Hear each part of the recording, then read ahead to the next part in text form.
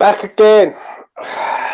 Matchday mornings. I'm joined by my fellow host, Jazz, and a special guest who I must admit I've got the privilege, it's a pleasure to speak to this man, ex-West Ham employee. How you doing, sir?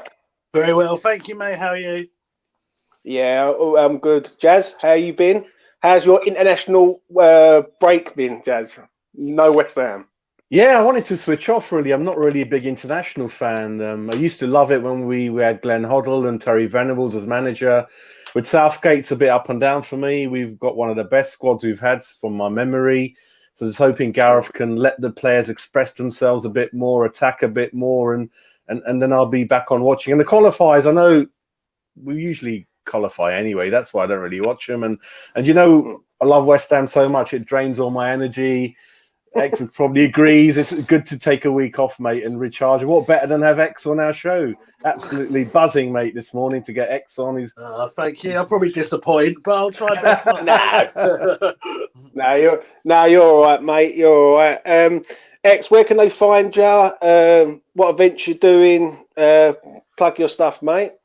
You can find me on Twitter. That's the usual place.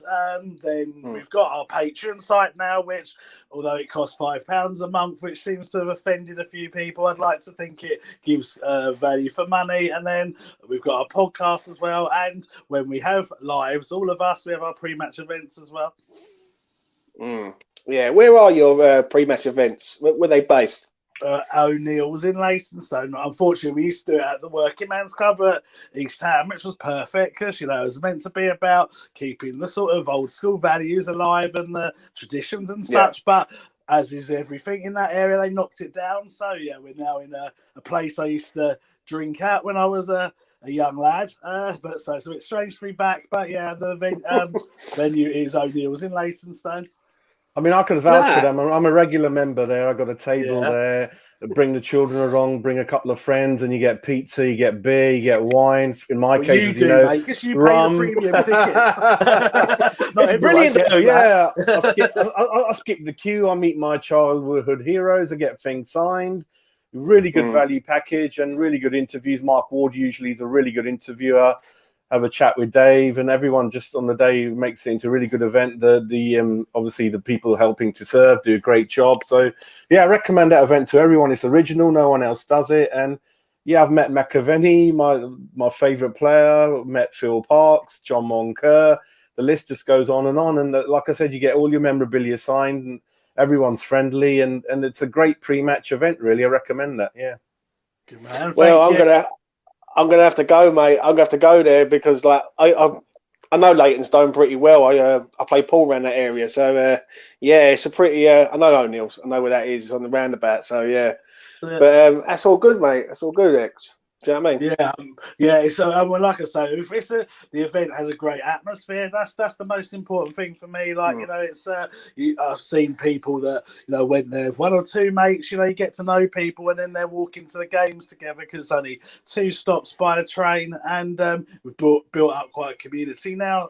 So it is a shame that we haven't been able to do it for a while, but we are targeting the Southampton game, where supposedly, if all goes to plan, you know, you're going to be able to be inside pubs and stuff by then. So hopefully we'll have one on for then, and we've got a big guest lined up as well. So let's just fingers crossed we carry on being allowed to do that.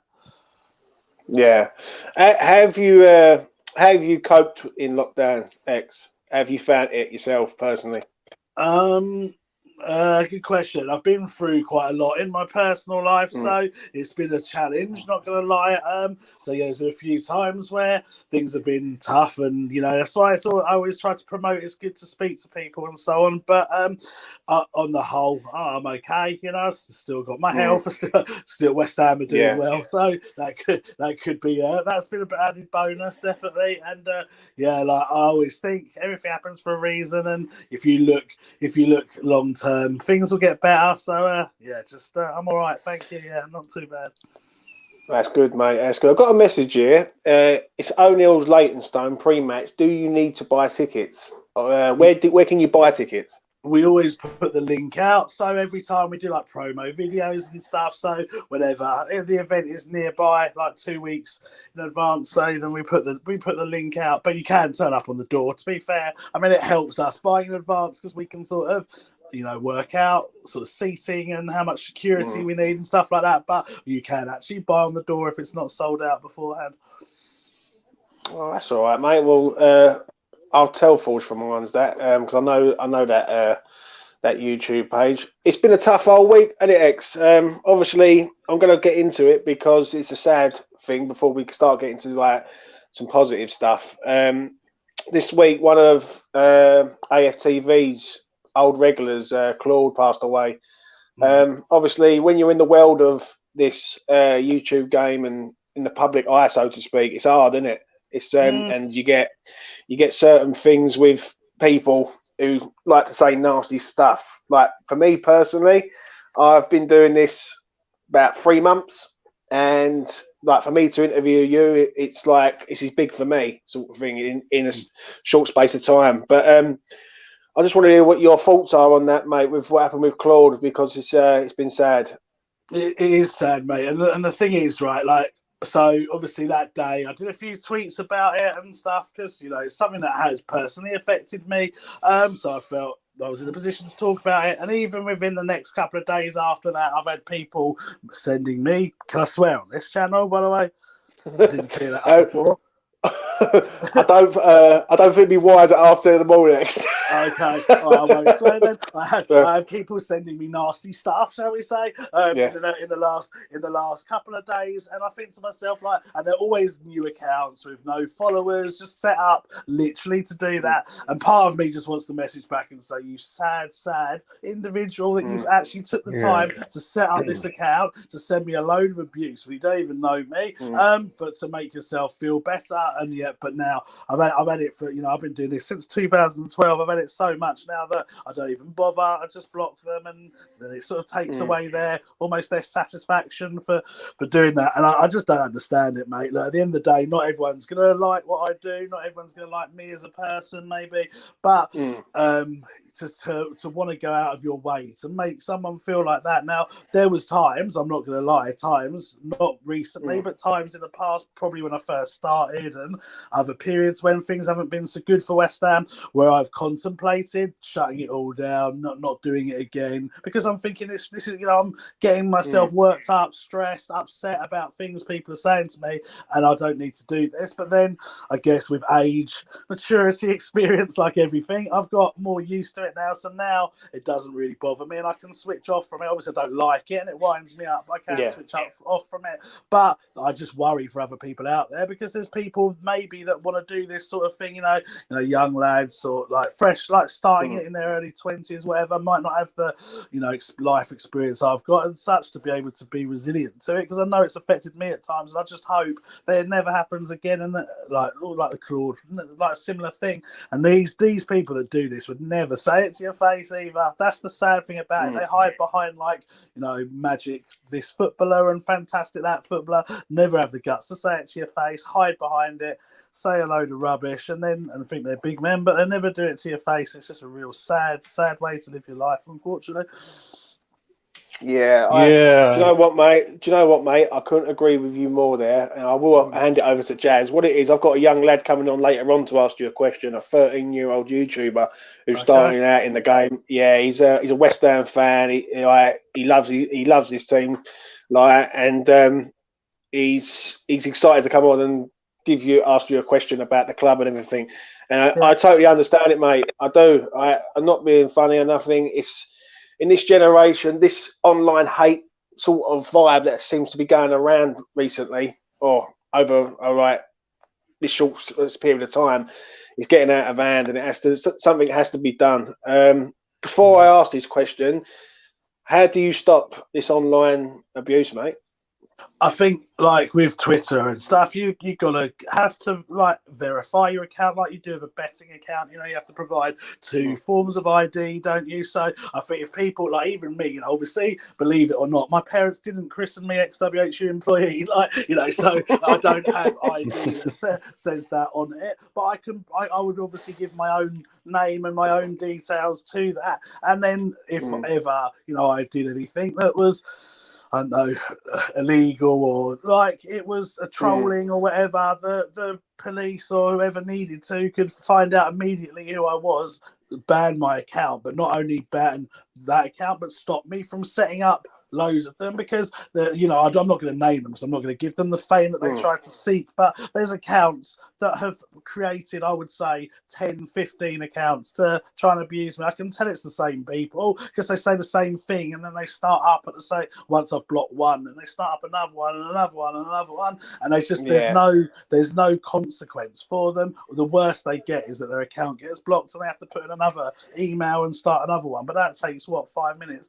That's it. So I think you just got to verify your accounts, and also there's got to be some kind of prosecution that actually happens in the real life rather than being banned from a forum or whatever. You've got to have some kind of consequence. Now, you know, when I do what I do, I expect to get abuse. I expect I will upset people and people will say things, that's fine. But when they start to go for you on a personal level, like your family and your jobs and things like that, and you just think it's got to stop. And like I said, I'm okay. You know, mentally I can deal with it, but there'll be others out there that can't, and there'll be another incident like Claude soon. So something's got to be done very quickly. Yeah, I agree. Jazz, add on something. Yeah, I had a lot of time for Claude. I really liked him, and when he went through a tough time, I sent him a message saying I'm a West Ham fan. I like what you do. Keep it up, mate. You know, I'm one of those, I'm in support of you. And he replied saying, thanks, mate. And then I did notice a deterioration in his health. When you look at the photos of him 2 years ago and now, he did put on a lot of weight. He didn't look quite good. So a bit of a mixture what's happened to him. But yeah, no need for it. And going back to X, I mean, I don't see how X could upset anyone. I think 90, 95 or even higher percentage of what he says is kind of true. He only tells us what he knows. He doesn't make anything up. He's like what the old newspapers used to do. They used to love sort of picking up the back of the papers and reading who we're going to sign, what's the news about our own club. So he's replaced that sort of line of media, and he's one of us. He's a West Ham family. And if someone, sometimes they don't agree with you, then there's certain sort of lines of how to communicate with someone without sort of effing and blinding and upsetting someone. And I think X does a great job out there. You know, he's got good sources. He's very accurate at what he says. What more does a West Ham fan want, really? So hopefully what X says makes sense, and Twitter listen and put those guidelines in place. And so like X said, we don't want another tragedy happening. Otherwise it will happen. When we saw, was it Henry has come off Twitter, I think, recently, of what's been going on in the football with the footballers as well. So yeah, so hopefully it stops really now with everything. Yeah, do you know what? I agree with you both. It's just a sad state of affairs at the minute in this current world. But yeah, RIP to Claude, and condolences to his family, mate. And that's from me and Jazz and X and everyone at Hammers Poles, mate. Yeah. But moving on to the future of West Ham, X. I've got a couple of questions here, X. Just a couple of questions I just want to ask you quickly. Someone said, is there any young kids we should be watching, under 18s or lower age, that's basically coming through at West Ham?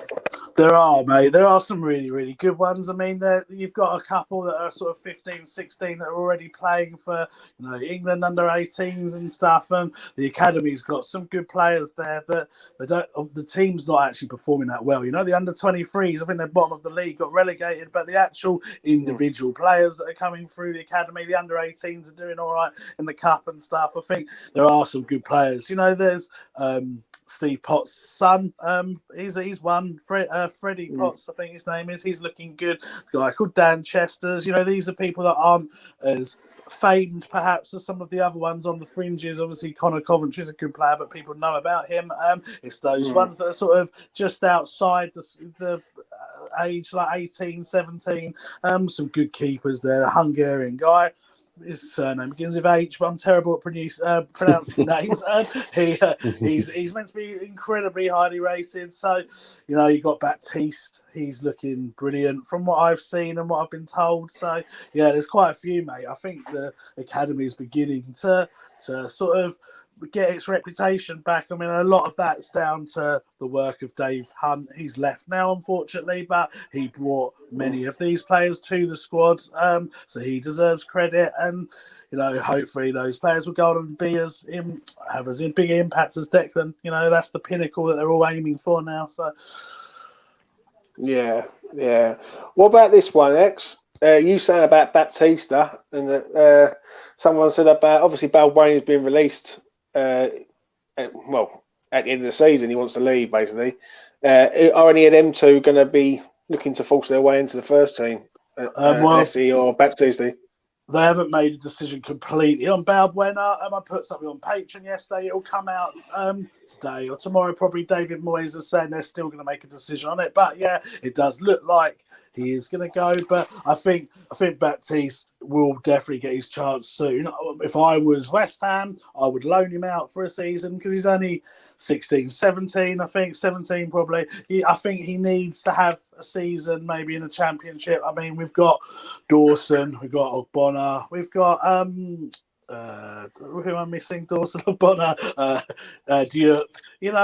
We've got good centre-back options there. I think maybe if we brought in one, and then in a season's time, perhaps look to play these players, because I always think you've got to have a bit of experience before being completely thrown in. I know Declan was an exception, but yeah, I think probably in the next year or so, those players are going to start to really challenge. XX, do you know if the Dawson deal has gone over the line yet? Because it should have gone through, shouldn't it? It should do on Monday, mate. Monday, if he plays against Wolves, which I roughly know the team, then it should be triggered. Yeah, that's another one. Well, that's good. So let me ask X this: when did it all start for you, X? Like, as a West Ham fan, and basically like getting involved in what you're doing today, basically. So it's quite a long story. How long you got? That's all right, mate. That's all right. Far away. So basically, like my whole family are big West Ham fans. Like on my dad's side, I'm not going to say what side my mum's are, but thankfully I chose the right side and I went with my dad. He was. Grew up, John Lyle, and his brother lived around the corner from him, so he's good mates with him. My granddad did some work with like the 60s players and so on. So I've always kind of grown up knowing West Ham people and being in and around West Ham people. And then I, from about the age of about, 18, 19, I started doing some coaching. So I sort of coached kids, and then we did quite well. And then I ended up getting promoted, so to speak, to coach the district sides. So I coached the district sides in London, a couple of them, Redbridge, Waltham Forest, and so on. And what would happen is you'd get scouts coming to look at the players from obviously most clubs, certainly London clubs. Norwich were always around. I think Ipswich are often around. There's always sort of clubs that are in London or thereabouts. And I would sort of recommend players to them when they came and watched. I'd say, right, to the West Ham scout, I'd say, right, you want to sign that guy, and he'd be the best player. But to the Tottenham scout, I might say, right, you might want to skip that one and sign that one, and he wouldn't be the best player. So obviously I started to show my allegiances a little bit towards the West Ham that way. I just got to know a few of the coaches and a few of the recruitment people and so on. And they said to me, look, if you keep signposting the best players towards West Ham, what we'll do is we'll give you shirts for your team. We'll give you some footballs, or we'll whatever. So it was never effectively paid on a weekly or monthly wage or whatever. But I did it sort of that way. And then, as you can probably tell from this interview, I'm quite good at talking. So I just ended up talking to people, networking. And I grew up on that era of like, you know, Anton Ferdinand, Matty Everington, that sort of age. And I used to go to nightclubs like Faces in Gants Hill. People know that and stuff. And I just ended up being in the same sort of social network as these people as well. And then just through talking a lot, sort of made friends and just sort of built it up from that, really. I mean, it's kind of just knowing people and networking. And thankfully, I know maybe 4 or 5 sources that were like top sources that you couldn't get any better. And then through knowing them, I've met up with other people. And now I have probably a range of about 20 people that I can speak to about various West Ham things. And I never, ever, ever, it's almost company policy in inverted commas, I never, ever put something out that I haven't verified by 2, 3 people. I'd never put something out that someone just said to me, "Oh, this is happening." I check it. And if 3 different people say it, then I know that it's got to be fairly accurate. So we're not signing Messi this summer then? No, unfortunately, I haven't checked that with my sources, but I can pretty much guarantee we're not. Aguero, you never know, but Messi, right? God damn, mate. Imagine him coming to West Ham, mate. You know what I mean?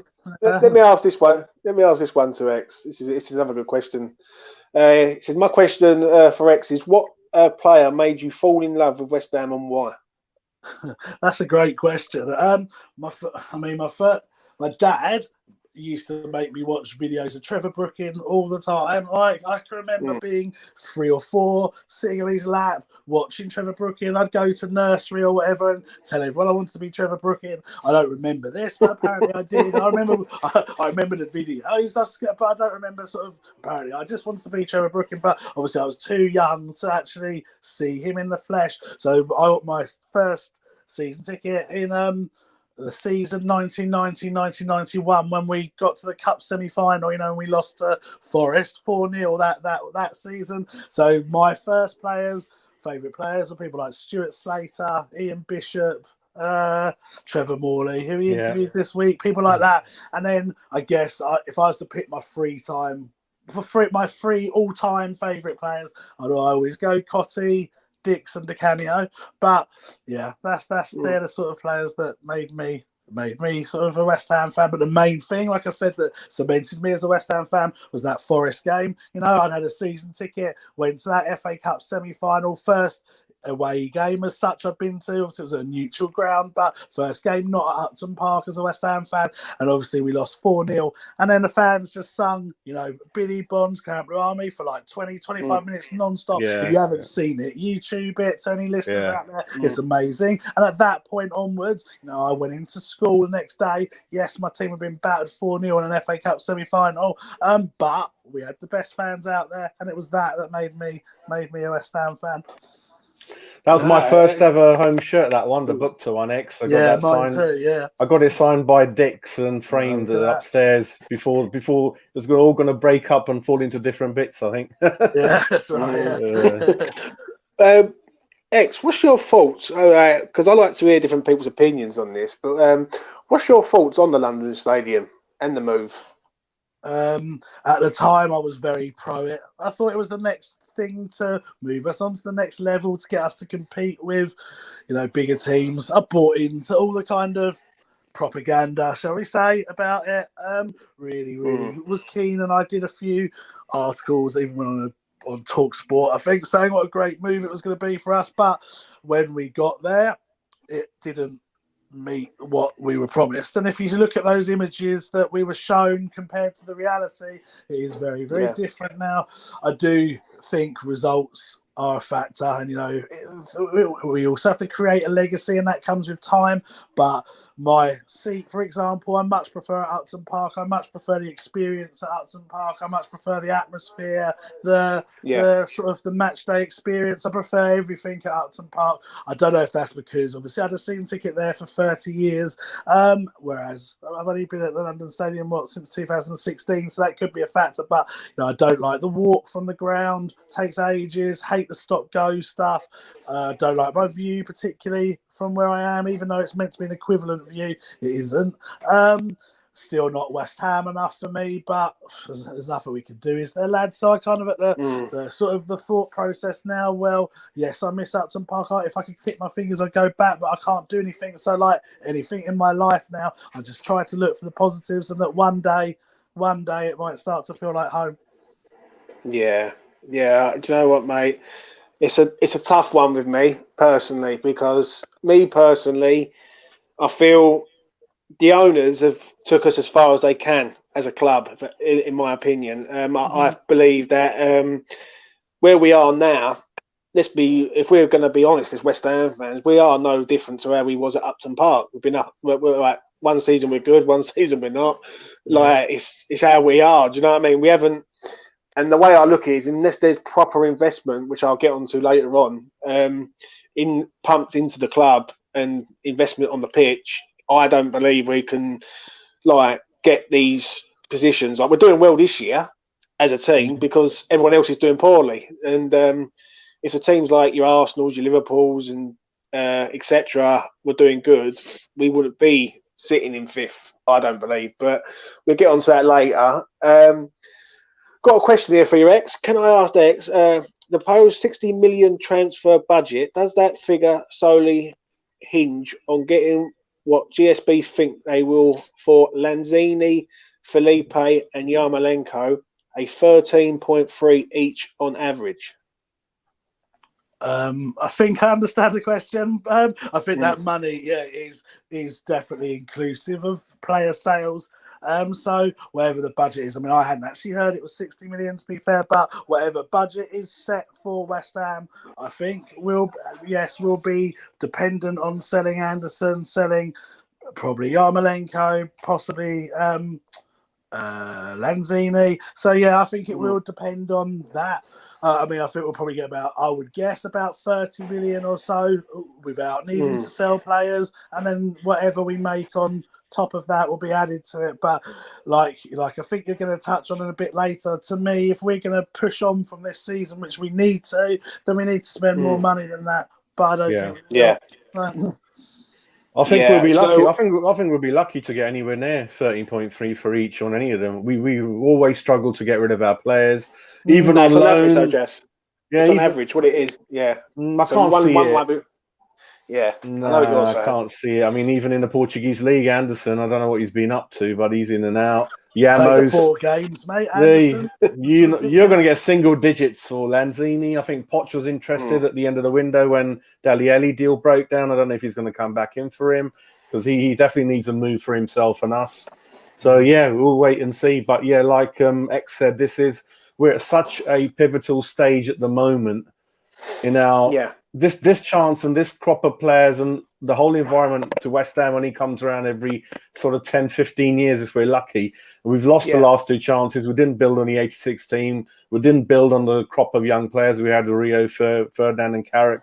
And now we seriously, in the window coming up, we need to get 3-4 really good players over the line and keep all the good ones and push into Europe year in, year out now, I think, and not go backwards. It's the only way the board are going to turn themselves from being the villains to positives. I mean, let's be honest. The majority of the fans now, are against the board, I would say. And this is their chance to turn it around. They've had a good season. People didn't want Moyes, but people like Moyes now. Everything's there, like you said, Jazz, to build upon. If they then don't build upon it, then it confirms everything that every West Ham fans thought, that they think that they're not really here to take the club on. If they then say, right, we've had a good season, we've got into the Europa League, say, we want to now challenge for that again and also do well in the Europa League. Here's, 60, 70, 80 million for new players, strengthen the squad, and we keep doing that.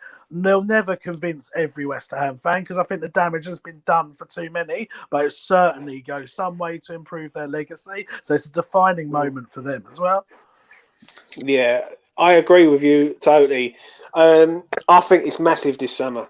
But me personally, as a West Ham fan, I think it is massive, because we're going to see if these owners are with us or they're against us. I think if they come back with a offer, or if they give a transfer budget of peanuts, really, 30 million in this climate is peanuts. You'd be lucky if you can get half decent players with that. Do you know what I mean? The problem is what they've done, West Ham, is they've signed gems in Kafal and Souček, and they think they can go out and keep signing gems. And we all know, like, you might get one or two that work, but then it don't work all the time, if that makes sense. And like, if you want a decent striker who's going to score goals, you've got to pay the money. Or if you want a decent goalkeeper, you've got to pay the money. So, to me, as a West Ham fan this summer, if they want to do something for the club, they need to invest now, while all the other teams are sort of lacking, so to speak. Do you know what I mean? And because if they don't, and this is the biggest fear that I have, if they don't, what's Declan Rice and Souček doing there? Because they will look at it and look. Do you know what I mean? They will look at it and go, "Well, there's nothing happening here. I can stay here for another year," and then basically, like, because I actually think the pair of them can go and get Champions League, like, easily. And do you know what I mean? So it's a big summer. It's a big summer. I don't know. I think we're taking a big risk by not signing more players in the window. I was pretty fuming about it. I think if we had got that good striker over the line, because it's taken Antonio a few games to get back to himself, and even now we can tell he's not 100% striker. He's not guile enough. He's not clever enough. And it's that business end of the season we're in now, where your investment in your squad will show through, and hopefully we stick in there. But when you look at that table up to 9th place, it's ever so tight.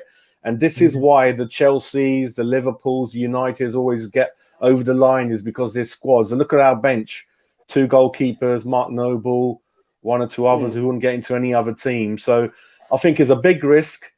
I'm fingers crossed that it's enough to get us that last 7th spot, European place. But fingers crossed, mate. I think you're spot on there, Jazz. And I'll be honest with you, I like to make predictions and stuff. I predict to you, and this is.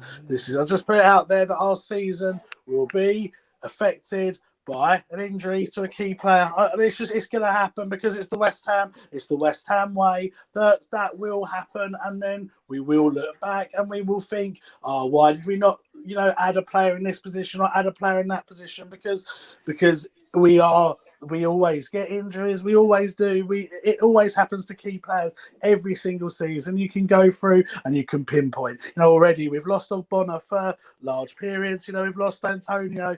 It will happen again. And we'll look at that, and then we'll think, God, if only we had like someone that was like a decent replacement, or we had more squad depth. Because you're right, Jazz, 2 keepers on the bench. I mean, that's just ridiculous. That is what is going to stop us, is the fact we didn't go and strengthen the squad, even if it was like, a couple of cheap punts from Europe, say, or from lower leagues, like we did a bit with Shafal. If you spend, I don't know, 4 million on 3 players, and it's 12 million. Yeah, it's not ideal, but you're not exactly throwing away money doing that. You could probably recoup it, or go on to, like we did with those players, actually get some good players. And I think, unfortunately, that is the problem. Our first 11 is very, very strong. I love our first 11, but you take an injury to any of those key players, and the backup is not good enough, unfortunately. Yeah, I agree, mate. I do agree. I've got a young lad here. He's gonna come on. He's gonna ask you a question. X, we have a very special guest all the way from sunny Somerset, Jakey boy. Welcome, mate. What's your question to X, mate? Yeah. Hello. Jazz. Thank you for coming on Thursday night. And James. X. It's about Declan Rice. Now, we all know he's a massive part of David Moyes' puzzle. He's a massive part of West Ham. And do you think, if we're looking, if we don't get in that, Europa League spot, if we don't push on, as James says, in the summer, getting the players that we need in, do you think in the next couple of seasons that he will hint to move elsewhere? Good question, mate, and good luck with all that you're doing in the West Ham world and stuff. Thank you. If I can support in any way, let me know. It's a good question. I think we are really, really going to have to match his ambitions soon, as in we are going to have to, like you said, qualify for the Europa League and push on for the Champions League every year, because the thing is, and people know how much I rate Declan Rice. He is literally world class. He's 22 years of age. You know, he's not anywhere near his peak in terms of age of his career. You know, if he's this good at 22, imagine what he's going to be like at 26, 27, 28, when he's got even more years experience behind him, both domestically and on the international scene. That there's no way, unfortunately, we'll be able to keep him. He loves West Ham. He's so proud of what he's achieved here. He loves the club, he loves the fans, and so on. But ultimately, a footballer's career is so short. You know, realistically, you're done by about 35, particularly as a midfielder. So he's 22 now. So he's got 13 years. When you look back on your career, you want to look back at winning things. And yes, you know, you have your Mark Nobles that are diehard West Ham fans that want to play for the same club for the rest of their careers. But let's be honest, and I hate to say it because I love the fella, but Mark Noble's not in Declan Rice's league. You know, and in terms of ability, great player for us. Never was going to go on to play for, you know, your Chelsea's, your Man Uniteds, Man Cities or whoever. Declan can do that. So the way we got to keep him is make him the highest paid earner. Whatever happens, whoever comes in, Declan matches it, matches ambitions, and hope he can see a future here. Unfortunately, I don't know whether we'll be able to do that for much longer, and that's not any ITK knowledge. That's my own opinion. But you never know. But let's just hope we have a good season this year and he sees potential. How much is would you value Declan on the current market? To me, he's invaluable to West Ham because I'll tell you why. Because we will never, ever be able to replace him with anything better. Yeah. And we'll never even be able to replace him with anyone near as good, no matter how much we pay. If we was to say was to get 100 million, which probably is the answer I would give, like without going into context, 100 million, you spend 90 million on a player that would come to West Ham. They're not going to be anywhere near as good as Declan. And he's not just the player he is, he's the influence in the dressing room. He's the positive person that everyone likes. He's the captain. You know, there's so much more than just being a good player. And I just think if you're going to put a price on him, I'd take 80 to 100 million, but 100 million would be what I would aim for. But if it was down to me and I was the chairman or the manager of West Ham, I would never sell him because I just don't think you would ever be able to improve the squad enough to compensate for losing him. Well, it's like we never sell him because I actually think if he stays with us, if he comes on par with Bobby, I think, if I'm honest, if he ends up staying with us, he can be and win us trophies because he can do. Like he's got that ability to attract players. So yeah, I believe so. But moving on, I want to ask you, mate. The main thing I want to ask you is what strikers are we going to be looking at in the summer? Because we need one. Well, we've been targeting a few. I think I've made them probably quite well known on my podcast or Twitter or wherever. But you know, there's about a list of about 5 or 6 that they are really looking at. And as always with West Ham recruitment, whether you agree with it or not, factually what we do is we get about 5 or 6 names, we'll throw them into the mix, sometimes more than that, and then try to work out the best deal. Now, that isn't how I would recruit. I would pick one person and make that my ultimate target to sign that one person. But as we did with the centre-backs in the summer, where we bid for about 6 or 7, we'll do the same for the strikers and see what comes back. But, you know, most of the names have been in the press recently. I don't think there's any that you probably wouldn't know of. And I just think we've got to get some. I would say we've got to get 2. You've got to get one that's proven. My choice out of all of them would be Abraham of Chelsea because he is proven. You know, he's done it for England and at the top level in England for domestically, and he's young and he's English. There's lots of things that tick the boxes for me with him. And then I would go for someone that's a bit more of a gamble, a bit more of a risk, someone from abroad perhaps, or in a lower league or something like that. That would be my strategy. So you got 3, Antonio and the 2 new guys. I agree with you, Abraham is my number 1 as well. I think he's a raw diamond that David Moyes can polish, I think, into the right. He reminds me of the Carlton Cole situation, You remember when he came the similar age? Of potential, couldn't quite get in the Chelsea team, wasn't working out for him like it quite isn't for Abraham, and he gave us so many years of good service, I think. That's right. Yeah, that's the one for me. I don't know about you, but I'm just not a fan of Abraham. But there's one man that I want at this club, who I think's a replica of Antonio, and that's Ivan Toney. I think if Yeah. we go and get that man, I think he's built the same as Antonio. He's good in the air, good on the ground, fast, athletic. How's the hamstrings? Hamstrings are very good by the sounds of it. I spoke to a Brentford fan. What's your take on Tony X? Yeah, I would definitely have him. I think he'd be my second choice, to be honest with you, out of all the names linked. The problem is, I think they're going to slap a big price on him, which understandably they should do. I would, yeah, he'd be my second choice if we didn't get Abraham, because I think he's got that, like you say, that similar stature, similar type of play. He's proven to score goals. He's done it for numerous seasons now. Unfortunately, he's not proven at doing it at the top level yet. But if you, unfortunately, as a West Ham fan, and you're not going to get that many opportunities to sign proven goal scorers in the Premier League, because if you do, they're going to cost you hundreds of millions, which we don't have. So you're going to have to take gambles. We took a gamble with Souček and Schafel. That paid off. Bowen, I think, it's paid off as well. You look through there, there's where we've taken those kind of slight gambles, they at the moment are paying off. So he would be my second choice. Yeah. James, Go on, mate.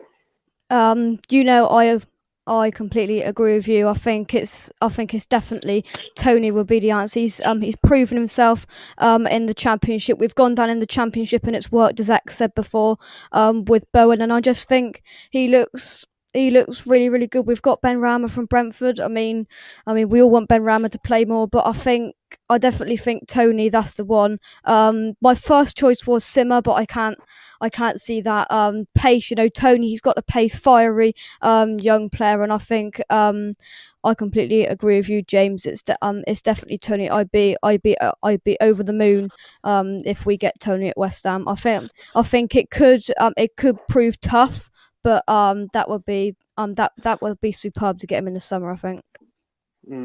I agree. I do. I like Tony. I like him as a player. I like him as a lad. I'm going to put this to your X though, right? While the two lads are here, is it possible that Winston Reid could be a make weight plus cash for Tony in the summer? Well, I think so, mate. I think he's done well there. We want to get him off the books. I hate saying that about someone that served the club so well. It almost seems disrespectful to say that, but we do want to get him off the books because he is injury prone. I've said it for a long time now that his back's gone now. That is a massive weakness for anyone, obviously, but as a footballer it affects so much of your body, where you're twisting and you're turning, it does your hamstrings. So he's getting old, so he's never going to get better from it, shall we say. Apparently he's done quite well there. I mean, I can't say I'm an expert, I haven't watched any of their games, but from the odd thing I've heard, he's done all right. So it could well happen. I mean, how much he's actually valued at, you'd have to say it's probably minimal, because his wages are so high. His wages, off the top of my head without looking it up, is about 60,000-70,000 a week. They're not going to be able to pay that at that level, so we're going to probably have to supplement that a bit. His value, no one's going to buy him for any money, really, are they? Let's be frank.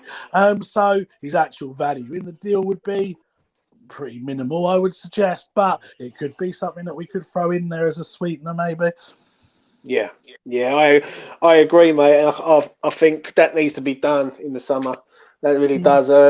What's your thoughts on Seema? I just want to get your thoughts on Seema, because I like Seema. I've seen him play a few times for Slavia, and he seems decent. What's your thoughts, mate? He's like you said, he seems like he's got potential. He's done well for the team that we've done well recruiting from, so that's always a good thing.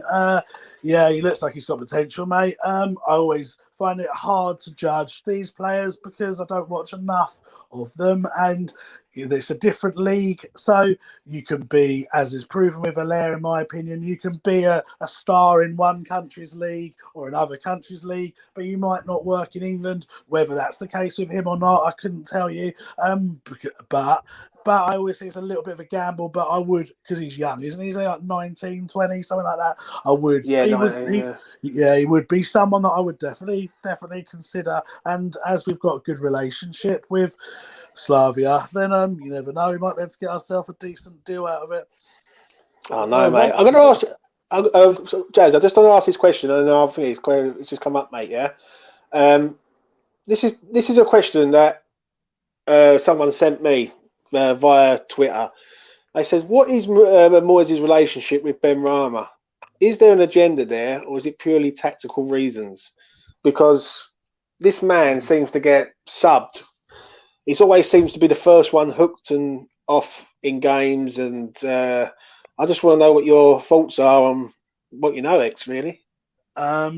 Okay, I always have to be a little bit careful how much I say because I get myself in trouble a lot. But this deal, The Athletic, I don't know why they came out with it. I've seen quotes of it today and yesterday have come out with something that I've been saying pretty much since we signed Ben Rahman. I don't know. Obviously, I don't listen to them or read their articles, so I don't know the context of it. But they've basically said something that I've said for months now, and that is that he wasn't the first choice of Moyes. Moyes' first choice was Eze, the guy that went to Palace, and Ben Rama was more of a choice of the chairman. And this is what happens every time we tend to go for players. We'll have the manager's choice, and then players will be presented to the chairman, often via a certain agent whose name I've mentioned many times, but I'm conscious of him not liking me at the moment as well, so I'm not going to name his name. But he is often involved and often recommending players. And I think it was a case of Moyes preferred Eze. They preferred Ben Rama. They managed to get a better deal for Ben Rama, so we went with Ben Rama.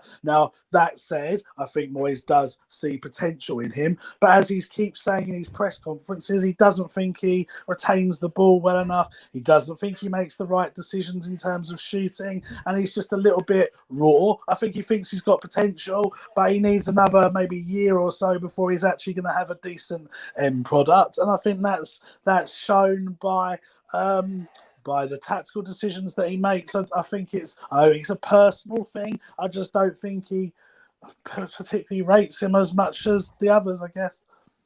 Go on, Jazz.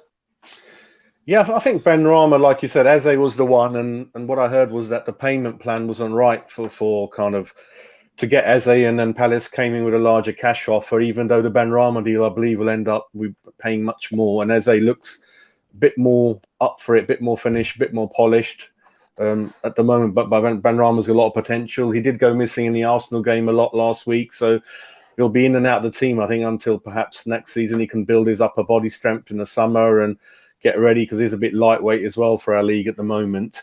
My question was that, do you see a director of football coming back to West Ham? Does David Moyes like that model? And my worry is that will Sullivan again be in charge of getting the deals over the line in terms of making the bids and that kind of thing? That's what worries me, really.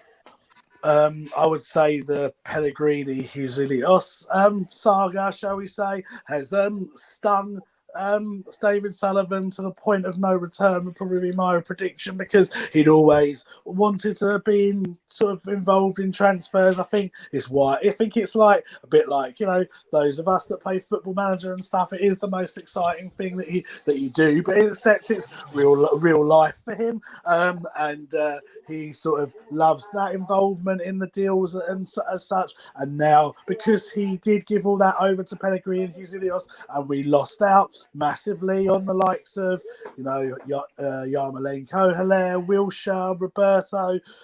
The list is huge, isn't it? I'm missing people off that. Jetty, there's loads of them. Sanchez, loads of those players that just ended up being absolute duds. I think he's probably reluctant to do that now. I think there has been talk of it, because I think Moyes is open to the model, but Sullivan would find it very, very hard to hand back power to someone again after what happened before. I've just got to ask you this quickly before we get on to the predictions, right? Whose idea was it to sign Roberto at our club?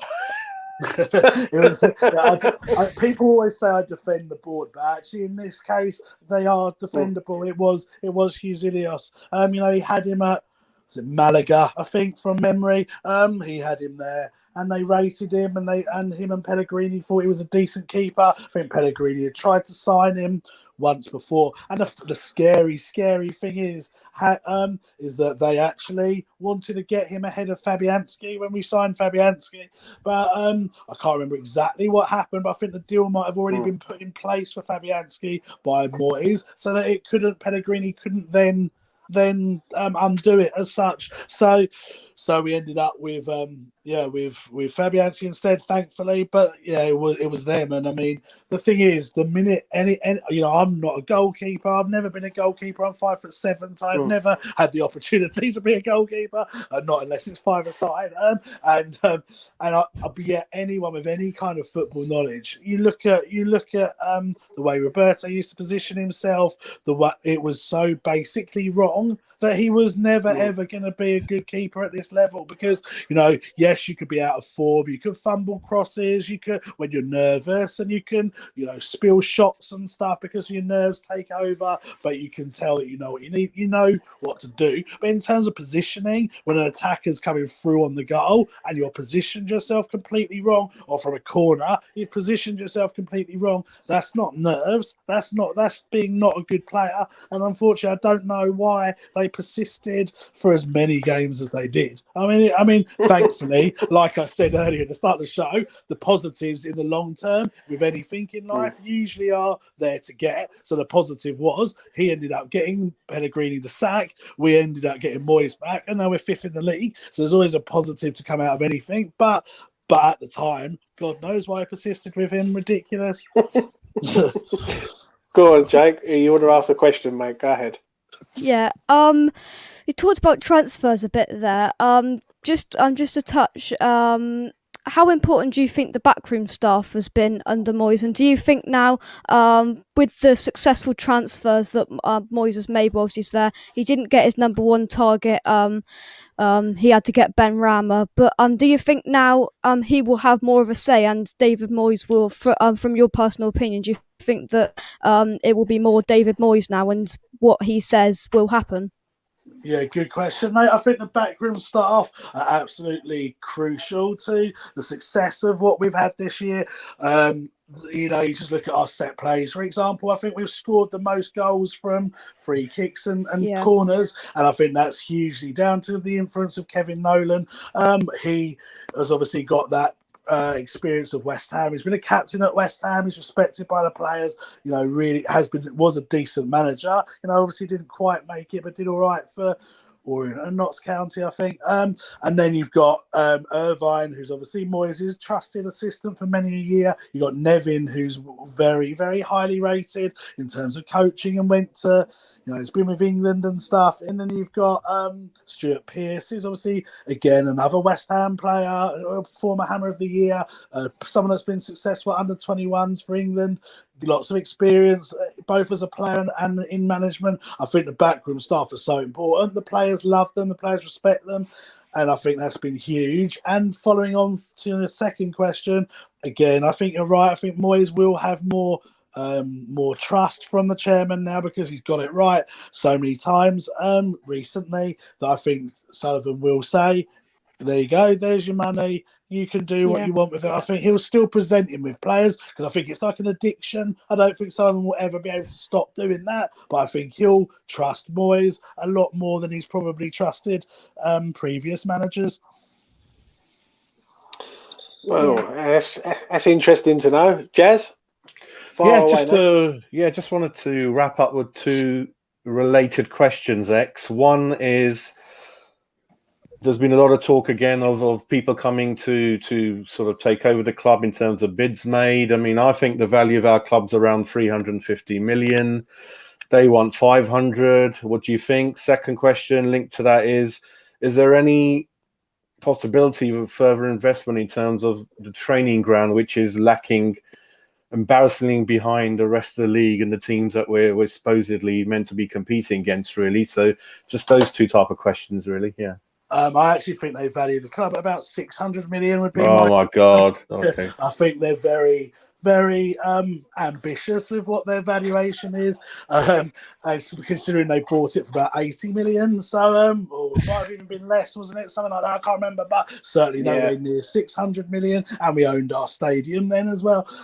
So I think they've got very high ambitions for that, and I think there is interest. You know, I mentioned it on my podcast with Dave last week that there is apparently, I mean, I don't know how true this is, and I'm really not sure whether to believe it or not, but apparently there are some consortiums, particularly American, that are there or thereabouts in making an offer, but whether it'll be accepted or not, I don't know. I don't think they'll sell within the next couple of years. I think they might do maybe in 2-3 years' time, but certainly not now. And I think it's going to be, if someone's going to make a move for the club, they need to do all they can to put it out there that that's what they're doing. They know that West Ham fans feel negatively towards the board, so if you're going to come in with a legitimate proposal of investment and plans for the future and stuff, make it known. Where are these people? You know, they should be out there saying that we are this group and this is what we want to do, because they know that the fans will support them and get on their side and make it easier for them to do it. So I think if there are any genuine people out there, they've got to start making their voices known. And the training ground, I think probably not. No, I mean, they've had their chance to do it before. I think there's probably small plans, and I think there is something I heard about where they're looking to develop maybe this indoor facility, and they're looking for planning permission on it. So they're doing bits and pieces, but I just can't see it ever, replicating where it should be. You know, sometimes you look at League One, League Two teams, and you look at their training facilities and you think, my goodness, that's better than West Ham's. You know, like I used to do a bit of work for Norwich back in the day. Their training facilities, I mean, I haven't been there for 10, 15 years, but when I used to, they were better than West Ham's, and Norwich were a championship side at the time, and we were Premier League. So, you know, it does need investment. The first thing, if I'm a new investor, the first thing I do, A, because it's needed, and B, it's what will get the fans on side, is I say, right, first of all, you've got this money to invest in the squad. Second of all, I'm going to improve the scouting network. And third of all, I'm going to invest in the training facilities. And immediately, West Ham fans are on your side. It's the only thing we can borrow money on, isn't it, X, at the moment? Yeah, exactly. There you go, mate. Exactly. That is mad, isn't it, though, X? Like, being realistic here, 600 million for a club who don't own their own stadium, like, is like, it makes no sense to me. Do you, before we move on, do you think they're trying to price people out of buying the club, though? Quite possibly, mate. Yeah. Quite possibly. It's a strategy, isn't it? If you ask too much for something, then it will stop people buying it. You know, if I've got my I don't know, Ford Focus sitting on the drive and I'm asking for 100,000 for it, no one's going to buy it, are they? So maybe that's what they're gonna try. They're trying to do, but I just don't know why they wouldn't want to sell, in my opinion. Like, I know they're big West Ham fans, and you know, I think people unfairly, if I'm honest, if you tarnish the children of the chairman on the brush of their fathers, you know, like if Jack and Dave and David Girl's daughters were to take over, I think you almost need to wipe clean what their surname is and give them their chance, because I know full well, and he might even be listening to this right now, but me and my dad are very, very different. My dad has a business. My dad has worked in business for all of his life. The ultimate plan was for me to sort of work in that sort of field and take over from him. But me and my dad are so different that whilst I love him to bits, I don't agree with a lot of what he does, and so I don't think you can say that with the chairman's son. So I almost have to wipe it afresh if they was to take it over. However, I don't understand why they would want to keep owning the club, because if they're going to get a 600, say they got a 500 million pound offer, you know, they've made a huge profit on it. They can still be fans, you know, maybe still keep their seat in the director's box like Terry Brown did, but they don't have all that hate and all that abuse. And you know, any time David Gold or Jack Sullivan or whoever tweets something, you know, it could be the most like innocent thing ever, like happy birthday to Lucas Fabianski or whatever. Underneath it is just like abuse. I think what it is though, X. I think, sorry to cut in there though, mate, but I think it's what they've done. I think it's what they've done though, mate. Yeah, I agree. They've sown their own bed, so to speak. If that's a phrase, I might have made that phrase up, but they've there's a new one for the show. There you go. Yeah. They definitely. I totally agree with you, mate. It's what they've done. They've caused this situation, but regardless of whether it was their fault or not, I wouldn't want that kind of abuse every single day. If someone was to offer me £500 million to get out of being abused every day, I think I would take it, definitely. So, but we should see. It's just, I'll tell you what it is from my personal point of view, and I'm very sort of strong on this, right?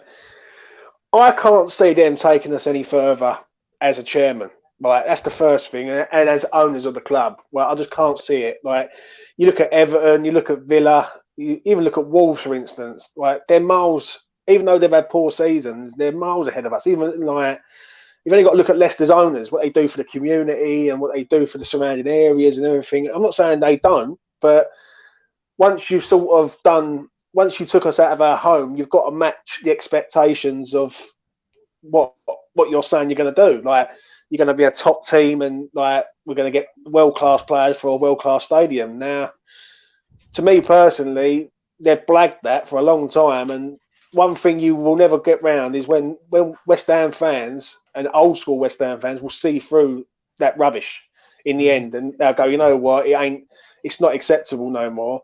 And I just think for all parties, for the fans, for the owners, I think it's time for a fresh start. I think if they cared about the club as much as we do as fans, and they say they're fans, they should go, you know what, we've done our time. We've got them into this stadium. Basically, we took them as far as we can. Let's hand it over to someone who may be able to invest more in the team, in the training ground. Do you know what I mean? And take us to the next level. Because if we be realistic here as fans, we'd be 5 years next month that we've left Upton Park. Have we really progressed as a club? Like, we had one world-class player in our team when we left Upton Park, right? And that was Dimitri Payet. And we've still got about one world-class player in our team now. That's Declan Rice. Like, Souček's a very, very good player, but I wouldn't say he's world-class. But Declan Rice is a world-class box-to-box defensive midfielder. So I look at it like that, X. I don't know. What do you think on that, mate? Yeah, I agree. I mean, this is why this season, as I said earlier, is so important to them, because you're right in terms of what we were promised, what we've been delivered. We've not met anywhere near what they said. So this is the first season where we've shown any kind of resemblance to being anywhere near those expectations. So I think he's got to say, this is the money, go on and build on what we've done this season. And if he does that and he does it again, we have to start to say, right, okay, you've lied to us before, we've not got what we wanted, but okay, these last 2, 3, 4 years you're starting to do what you said you'd do, and then people might, you know, ease off a little bit if we are that continued success. But I just don't think we will, and I just think we'll try and pick up bargains here, there, and everywhere. And whether Moyes will be able to do it again, and you know, credit to him if he does, then ultimately that's going to help them. But it's just, we just have to be shown to be ambitious and things that worry me. When you get comments like he did about when he went on Talk Sport, and I don't know why they do this. I know I'm plugging myself here, and it sounds a bit arrogant, but they'd be better off coming on our podcast or on your show, lads, and having an honest chat with the fans than going on Talk Sport.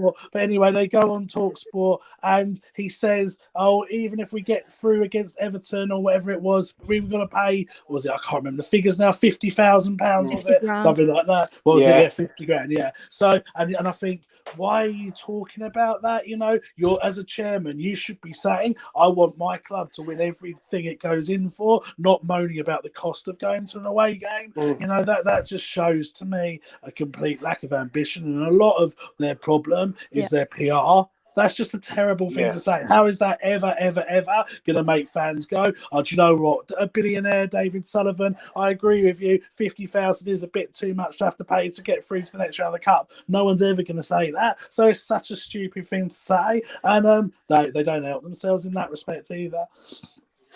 Do you know what?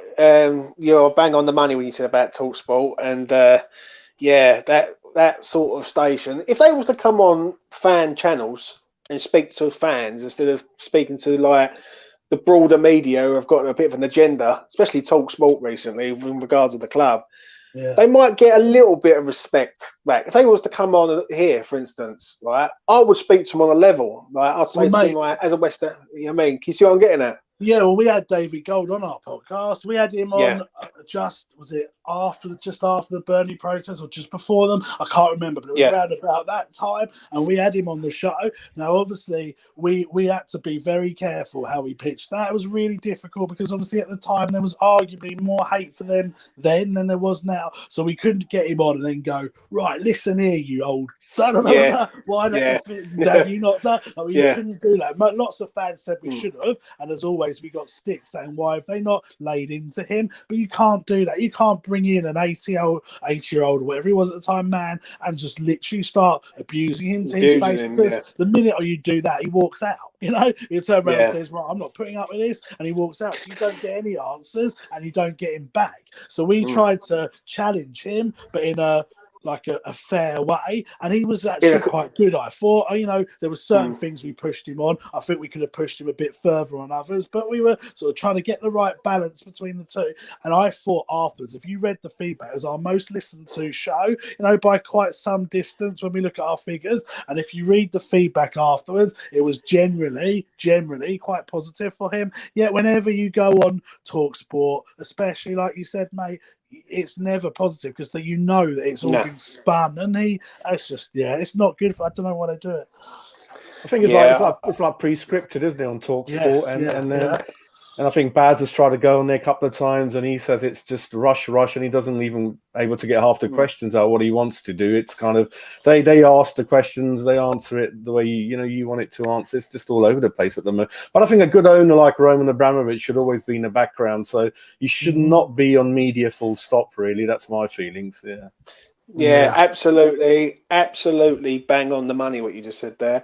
I couldn't tell you who owns Leeds or who owns Palace. Like, do you know what I mean? Because it's irrelevant. Like, can you see what I'm saying? But it seems like everyone knows our owners very well because they seem to just do this with the media and all that. But moving on, I'm going to run through these predictions for the weekend's games. I just want your score predictions. Do you know what I mean? We've got this one here: Chelsea versus West Brom. West Brom look doomed. Chelsea flying. Jazz. Quick prediction, mate. What do you reckon? I've gone for 3-1. 2-0 Chelsea. Sorry, 2-0 Chelsea. 2-0 Chelsea for you. Jake? I've gone 3-0 Chelsea on this for me. 3-0 Chelsea. X, what do you reckon, mate? We do our predictions league, don't we? And I'm not very good at it, so I don't think you even really need to know what I think, to be honest. But if it means anything, I'm going to go with Jazz and go 2-0 as well. I'm doing all right in that league, and I'm 5th, I think, or 6th. Yeah, well, that's why I'm just going to copy whatever you say, mate. I had us to beat Arsenal 3-2, mate, and you know how close we got this week. Never know. I had the draw, Jazz. You know what I mean? Just to get the scoreline right. I went to 2-0, it's real. But I'm going to go. I'm going to go 3-0 Chelsea here. They're playing well. And they're just plodding along since Lampard's left. But 3-0 for me. Right, Leeds versus Sheffield United. Another team that's doomed. 3:00 kickoff today. Jazz, I'm going to start with you again, mate. Yorkshire derby, so I'm going to go for 3-1 Leeds in this one, end to end. Jake? Sheffield United don't score, I don't think. I'll go 2-0 Leeds in this one. Yeah, good point, mate. X? I'll go 2-1 Leeds. And I will go 2-0 Leeds. Jazz? I think Leeds are comfortable winners there. Do you know what I mean? Yeah. This is a good one. Leicester versus Manchester City, two teams that are flying. Jazz, 3-1 Man City. Yeah, Jazz, you're always copying my scorelines. Is that what you're thinking? That's exactly what I was thinking, mate. Yeah, Jake? Go. I'm just doing us off the top of my head. I think you two write them down. I just do it off the top of my head. I'm going to go 2-1 City in this. 2-1 City. X? Mate, I'm making this show boring, but I'm going to go with Jazz again and you. I think 3-1. Here's what I put in my predictions league as well. I have the evidence because I think Leicester are a bit like hit and miss, aren't they? Whilst they're genuinely a really strong team, they are a bit up and down. But am I right that Leicester beat Man City this year? Didn't they at Man City? Didn't they beat them like 4-1 or something? 5-3, I think. 5-2. Yeah, 5-2, something like that. So I didn't actually think of that when I made that prediction, but yeah, I'll stick with 3-1. Yeah, I'm going with 3-1 and all, mate. City, I think they're a machine. And you know what? It shows you, really, when you invest in your team, that's what you get. You get like a machine type team. So, invest wisely. Invest wisely, yeah. Yeah, I mean. Big game, this one. Obviously, I hope Arsenal, before we get on to the predictions, I hope they do like a minute silence for Claude tonight at 8 o'clock. I think it's important that they do it for a fan who's followed that club all his life. But I wonder if they will. Jazz, That's actually a good point. Sorry to interrupt. That's actually a good point because I think I don't know how much they will do that, because I know certainly, right, let's say it was me, yeah. I hope it isn't. Yeah. But let's just say it was me. There's no way West Ham would acknowledge me. No way. No, they would, but not mainly because of what I do. But then let's have a think about him. No disrespect to him, but obviously a lot of what he did was very anti the club. You know, he's got to go. Yeah. And very, very negative fan. So it'd be interesting to see what they do, because I know 100% West Ham would not acknowledge me as X, if that makes sense. So I'd be interested to see what Arsenal do on that one. If they don't X, what does that sort of say? If that makes sense, like if they don't. Agree. Do you know what I mean? And they did a tweet, didn't they? They did a tweet about it, or they put a post out, and they said something a lot about it. Like, they didn't directly name him, I don't think, but they obviously said enough for you to know it was about him. If they don't say anything, I think it'll be wrong, because I think it encourages. Like, it's almost like they're allowing it to happen. Whereas if they said something or did something, it'd make a real stance against them. But it's a difficult one for the club, because they have to because they've tried to distance themselves from Arsenal fan TV, haven't they? And tried to say, you know, it's quite toxic, it's very negative. They've made their sort of name out of being almost anti-Arsenal, despite being Arsenal fans. And so it'd be really difficult situation for the club. I think it's really interesting if they do or don't do anything, you know. Yeah, I agree, mate. Jazz, start with you, mate. Arsenal, Liverpool. What are you saying? 2-2 for me, mate. Yeah. 2-2 draw. That was mine as well. Honestly, can I go first next time? Jake, what do you reckon, mate? I'm gonna go 1-1 in this. And I take it X has gone for 2-2, yeah? 2-2, yeah. 2-2, mate. I'm going for an Arsenal win here. I think they're going to do it for him. I think they're going to really try their hardest to win this game. They played well against us the last game, and like the second half they completely destroyed us. But yeah, I don't know why. I just got a feeling Arsenal are going to turn up tonight and do it for him. And I hope they do. Moving on to this one, Southampton versus Burnley. I'll start off with X first on this one. Right, I'm gonna go 1-0 Southampton. 1-0 Southampton for X. Jake? I'm gonna go. I was gonna go 1-0, but I'll go 2-1 Southampton. I think they got 2 goals and a 2-1 Southampton. 2-1 Southampton. Jazz? I'm going to go for 1-1. Yeah, 1-1 for me. Jazz, why do you keep nicking my score? I knew he was going to say 1-0. I was hoping he was going to go for a Southampton win. On the tip of my tongue as well. Yeah. I was like, don't go for 1-0. You know what I mean? But 1-0 for Jazz and 1-0 for me. This one, Newcastle versus Tottenham. X, I'll start off with you, mate. I hate to say it, but I think it's going to be a Tottenham win, and I'm going to go for Newcastle 1, Tottenham 3. Newcastle 1, Tottenham 3. Jake? 3-0 Spurs for me. As much as I hate to say it, I do think Newcastle will go down, in my opinion, because they are very much in it now. 3-0 Tottenham for me. 3-0. Jazz? 3-0 as well. 3-0 as well to Spurs. You're 3-0. Yeah. I've gone 2-0 Spurs. They've got no Son, so I think Son's back in, mate. Son's back. Is he? Yeah, he's back. That's just my luck. I take him out of my dream team, and he comes back again. He's back. And Maddison, I think, is on the bench for Leicester as well. He's back as well. Yeah. That's all right. Well, 2-0 for me for Spurs there. Another big game Sunday: Aston Villa versus Fulham. If Fulham are going to get out of this, they're going to have to win these games now, and they need to win a game to get level with Newcastle, I believe. X, what do you reckon, mate? I think 2-1 Villa. 2-1 Villa. Jake?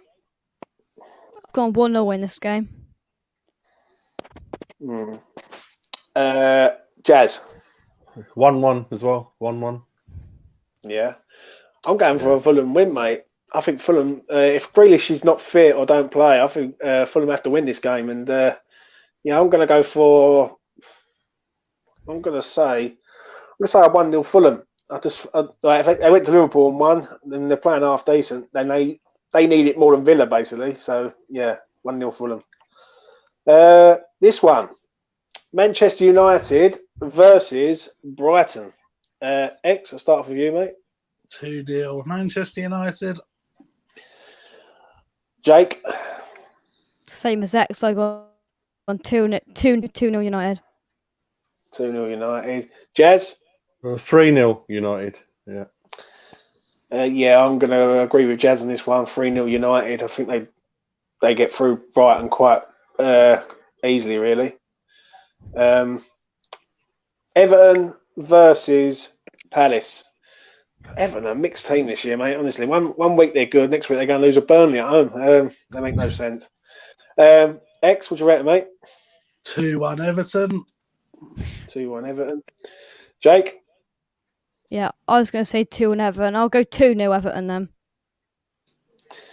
Jake's nicking my scoreline. Jazz? Palace. 2-1 Everton. Yeah. We're completely nicking each other's scorelines. Was just. I know, mate. But it to you two, it don't mean anything. But to me and Jazz, it means everything. Whoever wins the season, I'm going 2-0 Everton. I don't think Paddy's scoring this game, and they'll be a bit lackluster on the road. So yeah.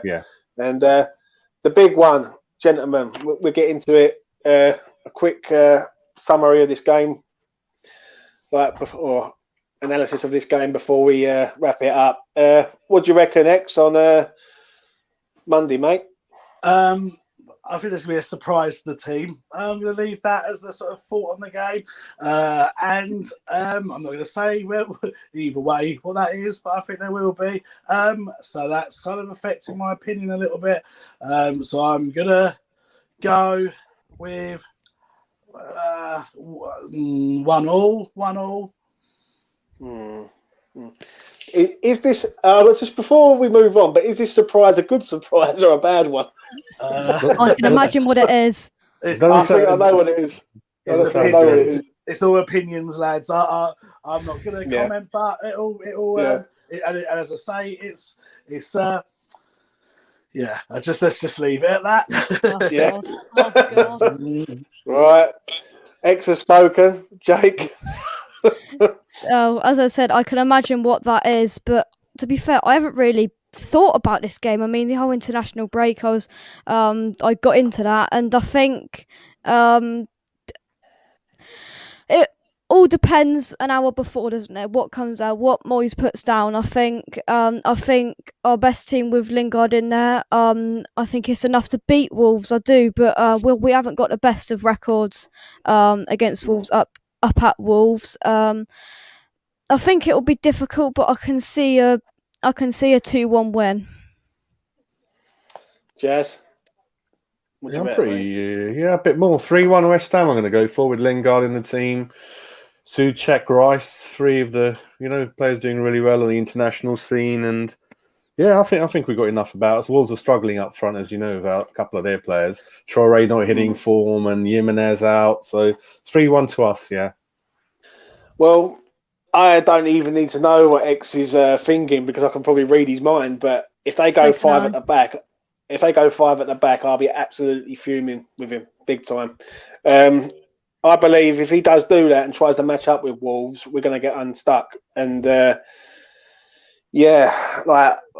don't understand the mentality of keep going to these places when we're not in a relegation fight. We should be on the front foot. But I've called it from the start, and obviously I've heard what X has to say, and it sort of gives it nails it for me. It's a bang on draw. This is 1-0 for me. I can't see us winning up there. We never do well at Molineux anyway, so if we get out of there with any sort of positive result, it's a bonus. That's one of our bogey grounds. But I'll go for a draw on this one, mate. Well, that's all the predictions done. Do Jazz or Jake have any more questions for X before we wrap it up? No, not really. I think I think X covered everything we could possibly in the time allocated, and I think it went really smoothly. We had a few laughs on the way, so it's been really good. Really, I just had these funny questions like, does Dave like Dubai, or sort of X likes Dubai or Vegas? Is it McDonald's or Burger King or KFC, mate? Or you can play that game if you want, mate. Mars or Cadbury's, mate? What do you like? Things like that. Because I know X had a trip to the US planned that unfortunately had to be cancelled due to the virus. I can imagine what he's going to say, but I think it's been fun, and hopefully we'll have you back, mate. It went really well. Thanks for coming on. It's a great thing. It's a new channel we've got on, so it's brilliant you coming on. I know you don't do a lot of these, so we really appreciate that. And I wish you the best of luck for your brilliant podcast, the West Ham Way. You and Dave do a great job, so keep that up, mate, and hopefully we'll catch up soon, really. So, yeah, just want to say thank you again, mate. No problem at all, lads. It's been a pleasure. Thank you for having me on. Good luck with what you're doing. I do sort of try to help out good people, and I've had the pleasure to meet you, Jazz. So obviously, it was a pleasure to come on, and I'm sure the other two of you are good lads as well. So hopefully, I'll get. They're all right. Not bad. I'll judge that when you come to a pre-action then. Oh, look at that! Look, favouritism already. Look at that. Listen, it's been good though, man. It's been good, X.